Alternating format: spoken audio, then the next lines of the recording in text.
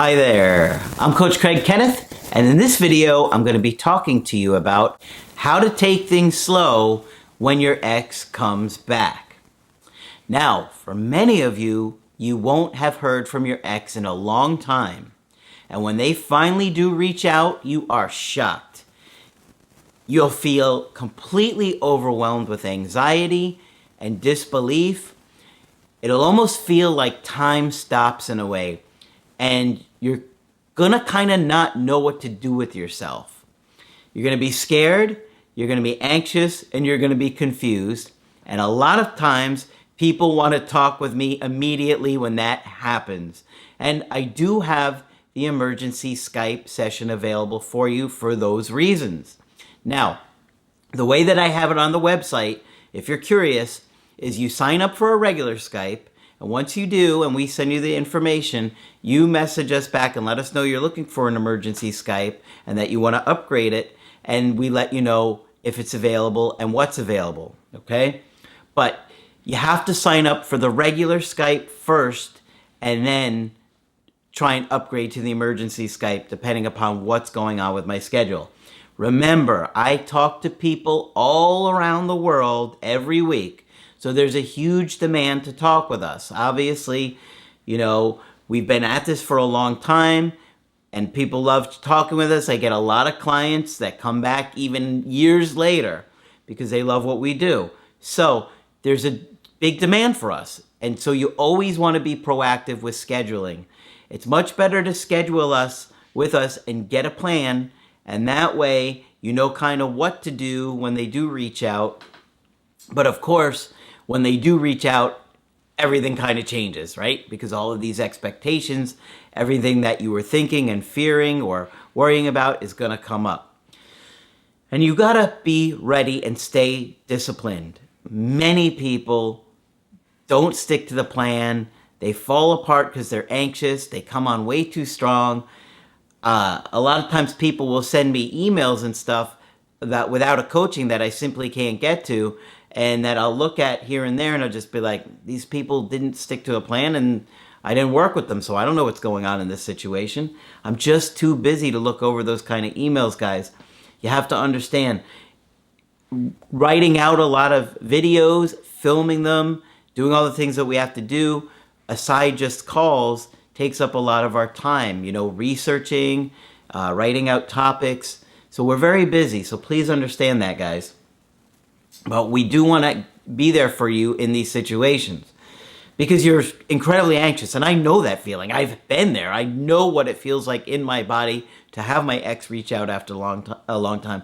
And it's kind of devastating in a way, but you're so excited. But it's just like, I can't believe this is finally here. Maybe devastating isn't the right word, but it kind of takes you back to that time where you were feeling devastated. And so that feeling can come through again.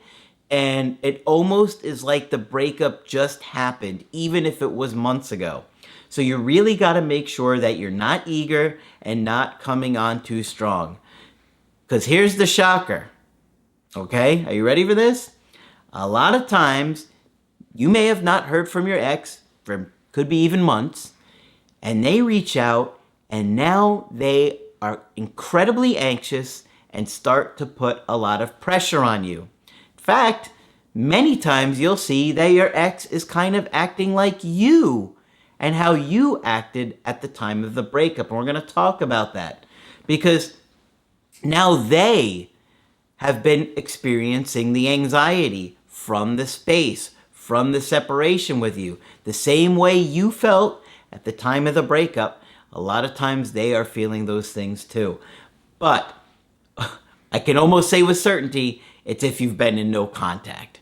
Okay, if you've been reaching out, they're not going to go through that. They're not going to have those same feelings because it's those things that cause them to get to that place.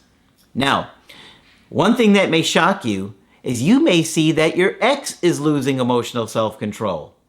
And you're going to be kind of overwhelmed and taken back from that because you're going to be like, whoa, whoa, whoa. They had all the power when we were going through this breakup, and now they're acting out of character and kind of like I did. And you may actually start to feel turned off by them.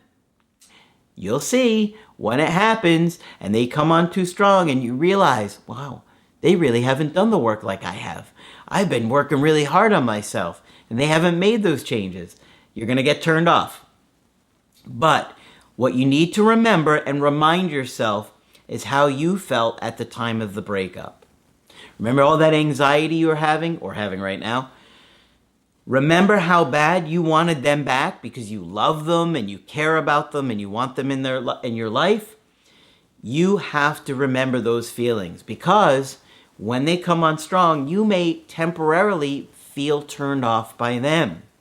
You may be in a state where you're feeling like, man, I really don't like the way they're acting. This is turning me off. Also, remember, you wanted that same compassion from them. Okay, so don't you want to kind of show that growth, right? That you have grown and act maturely about this? I would hope so. Now, there are a lot of unique situations out there where maybe things were toxic or unhealthy. Obviously, that's not what I'm talking about. I'm talking about mature relationships that have their issues and their struggles, and you want to act like an adult. Remember, relationships have their ups and their downs, and there can be power dynamics in a relationship. And just because maybe right now they're coming on strong and they're anxious and they're needy, you don't want to get drunk with power, okay? Even if they did, you don't want to be like that, because you want to handle things like a mature adult. Because right now, you may feel like, well, I have the upper hand. And you might, but it's likely temporary, okay? So you don't want this temporary feeling to come to your head and make rash decisions that you will regret. Because it's often fleeting in relationships and the power dynamics, okay? I've seen situations where the dumpee was absolutely convinced their partner would never leave them. And for many, many years, their partner had a very, very high interest level. And they were just convinced that no matter how poorly they treated them, they'd stay. Well, guess what? They got dumped. That happens a lot. And then now they're on the other side of it and they're like, oh my gosh.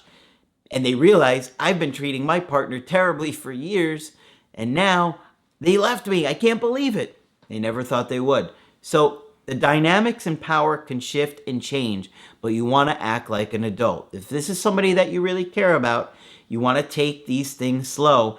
Just remember, your ex may temporarily come on very strong and be very anxious about things. So what do you have to do to take things slow? I've got some really good points here that you have to really stick to. The first thing I wanted to talk about is empathy. Empathy is so critical in relationships. And you kind of want to come from this place of not expecting anything. You're understanding, you're trying to navigate it slowly, you're not expecting anything from your partner and have this long list of demands, because it's just not going to work like that if you do. Okay? You want to show that you're really understanding them. And it's not easy to do because we get so selfish and self-absorbed in our own anxiety. But it's critical to turning this around. And we talk a lot about empathy in the Creative Healing course. I think it's mostly in section 10 where we're really trying to wrap things up and get you to a really secure place. But empathy is very critical. We also talk about it, I think, in volumes 5, 9, and 10 of the Knowledge Workbooks, 1 through 10. But we go into even more detail in the Creative Healing course because it's so important, not just for reattracting somebody, but also keeping them. So you want to really understand them. Why did they want this breakup? You have to show them that you understand them, that you get it, and that you're putting yourself in their shoes. Did they have valid points? They probably did. If you're with somebody who is a reasonable, healthy adult, they probably had a lot of really reasonable points, reasons why they were unhappy, and you got to show them understanding about it and that you get it. And you're going to do your best to work on those issues with them to turn things around. Another thing that's really important is kind of try and show them that you're free of the old baggage. Now, to be honest with you, if you're not doing the work, if you're spending every day just obsessing about when they're online, what they're doing on social media, and stuff like that, where they're at, who they're with, you're not spending the time wisely. You have to focus on the personal growth to really understand these things. Because I want to get you to a place where you feel good and you can be in the moment with them. Okay? If you don't do the work, if you don't work on your attachment issues, you're going to push your own agenda. I promise you, and you're going to do it and not even realize it. They'll realize it, okay? So you have to stay committed to the course and the workbooks. This is why I developed those things. 30 minutes a day will make a huge difference. If you don't hear from your ex for, let's say, 4 months, think about how different you'll be 4 months later, as opposed to if you're just looking to when they're online, offline, what they're doing, where they're at, driving past their house. That's all time you could be spent on you, because you have to make yourself the priority in this breakup, especially if you want to really turn this around and keep them again, okay, and have a great relationship. But you got to free yourself of those old attachment wounds, and it's not easy to do. Many of you have been doing them unconsciously your entire life. And you come to the channel and you're like, oh my gosh, I never knew any of this stuff. Well, there's a lot to learn, okay? So get to a good place so you can show this element of trust within yourself. You want to be able to trust yourself, okay? And you need to believe that if it doesn't work out, you're going to be okay. This is so critical, okay? You have to get to that place, because anything other than that place, you will come from unhealthy behaviors, attitudes, distort reality, you'll be dramatic, you'll be intense, all of those things are going to come out. Another really important thing is that you have to communicate clearly. Now, I certainly don't want to overwhelm your ex by talking about the breakup. What happened? What went wrong? Too much of that too soon is just going to kill attraction. You don't want to overwhelm anybody. Okay, obviously you want to create attraction and have fun with them, but this is what I'm talking about, is taking this slowly, okay? You want to give people a chance to share what's going on with them, okay? And they're not going to be able to do that at first, especially when they're anxious and they're overwhelmed. But it's important that you communicate clearly, ideally in person. You want to keep texting to a minimum. I'm telling you guys, many of you will ruin your chances with your ex just through texting. I'm telling you, I've seen it many times. Stay away from texting. If you do it, you're going to regret it. You want to see them in person. Now, I don't want you to force it, but you need to re-attract them in person. That's the best way to turn this around. Re-attract them in person. Now, you don't want to come across as too available, like you're desperate and you're eager and you're trying to force these face-to-face conversations. No, you got to take things slow and believe that, okay, I can turn this around much better if I take it slow and we do this in person. And, you know, one of the things that I learned from the Applebee's situation many years ago is I should have just been more patient. I should have just taken things slow, because we had a couple good conversations prior to meeting up at the Applebee's, but I wasn't ready, okay? And she wasn't ready. And she was, I mean, obviously she met up with me, but had I just said, why don't we get together in a couple weeks or something like that, things would have gone much differently, okay? And so I learned a lot of the mistakes very early on years ago, and so I know what pitfalls lie ahead for you guys. So in person is much better than doing it just by a call, and a million times better through text. Texting is going to hurt your chances of getting your ex back. Okay. Another big point is that you have to be comfortable being alone. If you're not comfortable being alone, you're going to do things out of anxiety and desperation. Okay, you're not going to realize it, but I see it all the time. You have to be comfortable with however things play out.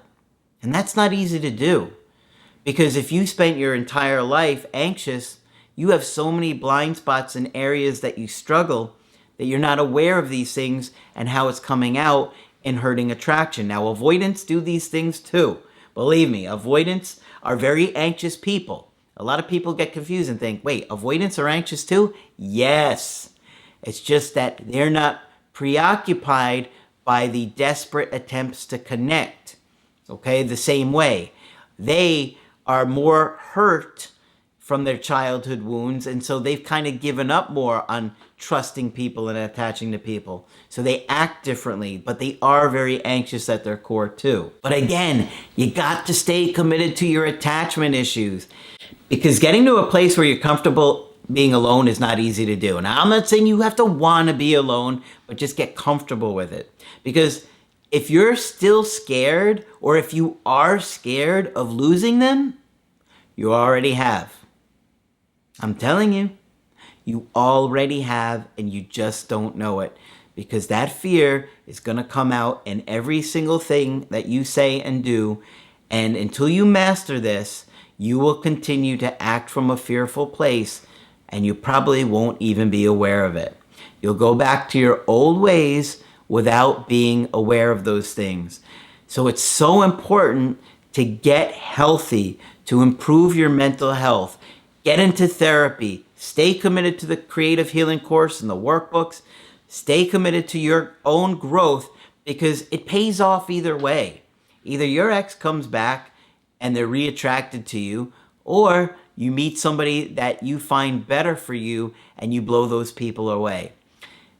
Doing the work feels good, and you'll feel much better if you get a call from your ex one day and you're ready, as opposed to you didn't have a plan, you didn't stick to it, and you didn't do the work. Then you're going to feel even worse than you did after the breakup, okay? So stay motivated. And of course, if you need to get my help personally, you can get that on my website, askcraig.net. I do email coaching and I do Skype. You can get my creative healing course and my workbooks also on my website. But that's it for this video. I'm Coach Craig Kenneth, and I will talk with you soon.